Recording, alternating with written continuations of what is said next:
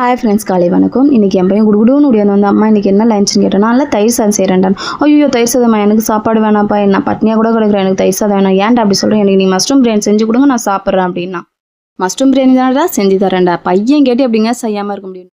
நான் எப்படி மஷ்ரூம் பிரியாணி செய்கிறேன்றதை வந்து பாருங்கள்.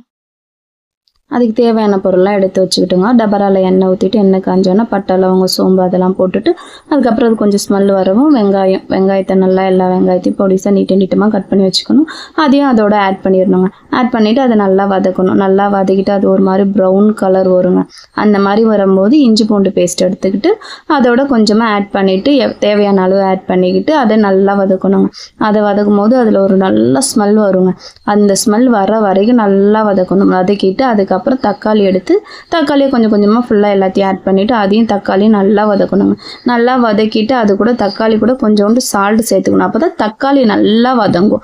அதனால் ஒரு அளவுக்கு நமக்கு தேவையான அளவுக்கு உப்பு எடுத்து போட்டுக்கலாங்க. போட்டுட்டு அதையும் நல்லா வதக்கிட்டே இருப்போம். நல்லா வதக்க அந்த தக்காளி நல்லா வதங்கி அது ஒரு மாதிரி இது வருங்க.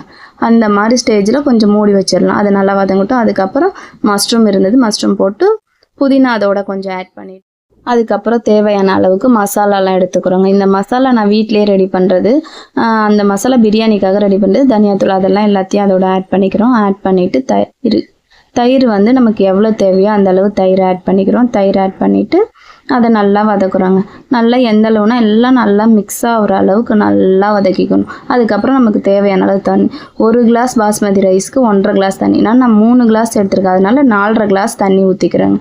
இதே நார்மல் அரிசினா 1 கிளாஸ் அரிசிக்கு 2 கிளாஸ் தண்ணி ஊற்றுங்க, கரெக்டாக இருக்கும். அது பாஸ்மதி ரைஸ்னால் ஒரு அரை மணி நேரம் நல்லா ஊற வைங்க. அரிசி நல்லா ஊறிச்சினாலே சாதம் நல்லா அது மலர்ந்து வரும், நல்லாயிருக்கும் பார்க்குறதுக்கே.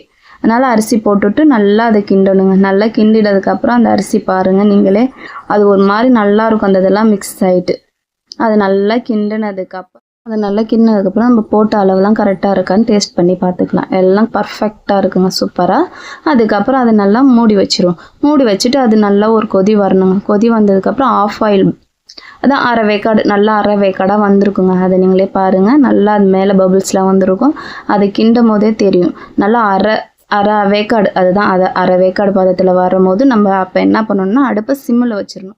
மேலே மீதம் இருந்த அந்த புதினாவை அது மேலே அப்படியே தூவி விடும். ஏன்னா அந்த ஸ்மெல்லு நல்லாயிருக்கும். வெந்ததுக்கப்புறம் அதெல்லாம் மிக்ஸ் ஆகி அது வர ஒரு ஸ்மெல்லு சூப்பராக இருக்குங்க.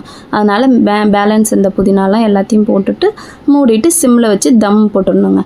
அவ்வளோதாங்க. தம்மு போட்டதுக்கப்புறம் ஒரு ஓப்பன் பண்ணி பார்த்தீங்கன்னா சூப்பராக இருக்குங்க. ஒன்றோட ஒன்று சாதம் ஒட்டாது, அப்படியே பொலன்னு அவ்வளோ டேஸ்டியாக இருக்குங்க. உங்களுக்கு இந்த வீடியோ பிடிச்சிருந்தா எனக்கு ஒரு சப்ஸ்கிரைப் பண்ணிடுங்க, லைக் பண்ணுங்கள், ஷேர் பண்ணுங்கள். இந்த டிஷ்ஷை ட்ரை பண்ணி